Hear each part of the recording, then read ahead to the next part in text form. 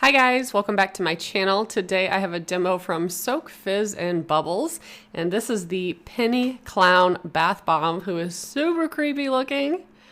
And instantly his face started fading and he flipped over. And this is a smaller bath bomb, but it's mighty, very colorful, as you will see here in a little bit. They always have hidden colors on the inside of their bath bombs, which make them very fun to watch. And the water always looks really cool at the end. So for this bath bomb, the fragrance notes are Egyptian musk, patchouli, cinnamon, anise, and orange blossom.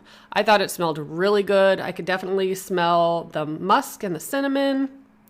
And I could even smell this like way down the hall. So it was very fragrant and very moisturizing as well.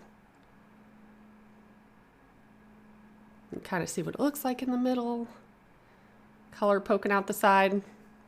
And unfortunately, all of their Halloween stuff has already sold out. So if you click the link below, it'll just bring you to the homepage where you can't see any of the products because they don't have any currently. So whenever they sell out completely, they just bring you to like a splash page, for lack of a better word. You can put in your email address and they will notify you whenever they have new releases. So that's how I get notified of that. And I would suggest doing that because they do sell out really quickly. And you don't want to miss it because they have some awesome bath bombs.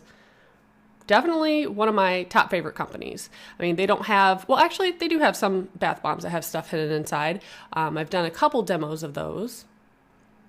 And I'm really hoping they come out with Christmas stuff because that would just be amazing. However, their page says they won't be back till next year. So I'm not quite sure if that's just like a typical verbiage they put up and they didn't mean to. I don't know. We'll find out.